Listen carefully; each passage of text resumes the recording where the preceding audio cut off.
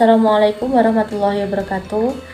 Perkenalkan, nama saya Siti Wahida Ramdhani dengan NIM 192111153.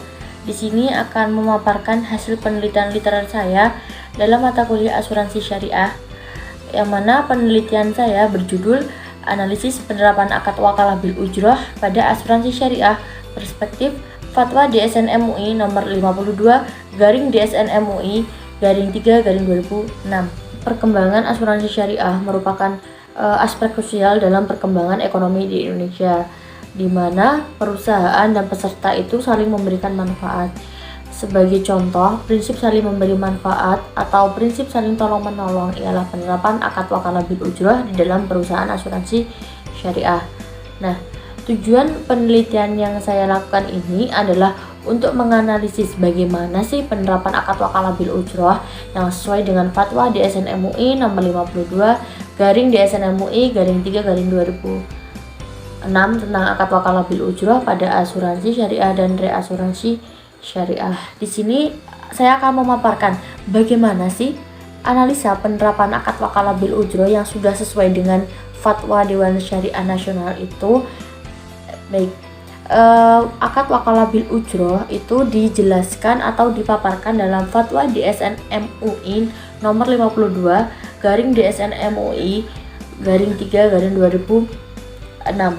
Baik, yang pertama saya akan membahas mengenai bagaimana ketentuan hukum akad wakalah bil ujroh yang sudah sesuai. Baik, di dalam fatwa DSN MUI nomor 52, ketentuan hukum di akad wakalah bil ujroh itu diantaranya boleh dilakukan antara perusahaan asuransi dengan peserta. Jadi, di dalam penerapan akad wakalah bil ujroh, di dalam suatu perusahaan asuransi syariah itu dilakukan antara peserta sebagai pemilik modal dan perusahaan sebagai pengelola. Dalam hal ini, peserta sebagai pihak yang memberi kuasa dan perusahaan sebagai penerima kuasa.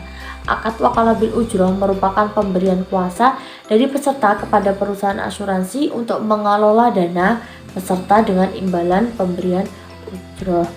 Kemudian kita akan membahas mengenai ketentuan akad. Bagaimana ketentuan akad wakalah bil ujroh yang sesuai dengan fatwa Dewan Syariah Nasional.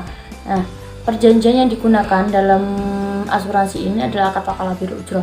Akad wakalah bil ujroh yang diterapkan dalam asuransi syariah itu dalam pengelolaan dana bisa dikatakan sah apabila kedua belah pihak itu memenuhi rukun dan syarat dari akad tersebut. Kemudian, bagaimana kedudukan dan ketentuan para pihak dalam akad wakalah bil ujroh yang sesuai dengan fatwa DSN MUI nomor 52/DSN MUI /3/2006. Nah, di dalam fatwa DSN tersebut dijelaskan bahwa di dalam akad wakalah bil ujroh terdapat dua pihak, yakni pihak al-muwakil dan pihak wakil. Pihak perusahaan di sini bertindak sebagai pihak al-wakil atau pihak yang diberikan kuasa untuk mengelola dana. Kemudian, peserta sebagai individu dalam produk saving dan tabarruk bertindak sebagai wakil atau pemberi kuasa. Peserta sebagai suatu badan atau kelompok dalam akad tabarruk bertindak sebagai wakil atau pemberi kuasa untuk mengelola dana. Nah, akad wakalah adalah bersifat amanah dan bukan tanggungan, sehingga di dalam pelaksanaannya itu perusahaan asuransi sebagai wakil dari peserta tidak ikut serta dalam menanggung risiko kerugian yang mungkin terjadi. Segala kerugian berada di tangan pemilik modal kecuali kerugian yang disebabkan oleh kelalaian perusahaan sebagai pengelola, maka kerugian ditanggung oleh pengelola. Kemudian bagaimana investasi dalam akad wakalah bil ujroh yang sesuai dengan fatwa Dewan Syariah Nasional. Nah, ketentuan terkait investasi di dalam asuransi syariah ialah pihak perusahaan asuransi selaku pemegang amanah wajib menginvestasikan dana yang terkumpul dan investasi dilakukan dengan sesuai dengan syariah. Perusahaan selaku mudorib atau pengelola dana diwajibkan untuk memanage dana yang dikumpulkan oleh para peserta investasi sesuai dengan syariat Islam. Jika dalam prakteknya tidak dilakukan sesuai prinsip syariah, maka hukumnya haram.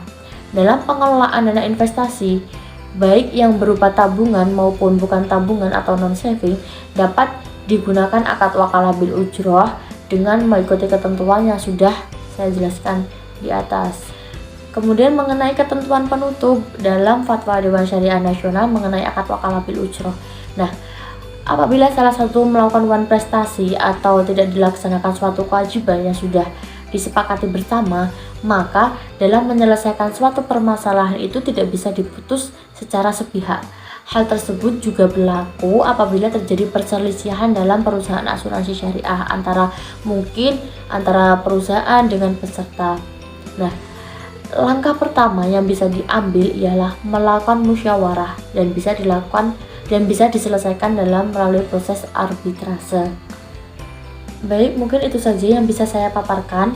Kurang lebihnya saya mohon maaf. Wallahul muwaffiq ila aqwamit thoriq. Wassalamualaikum warahmatullahi wabarakatuh.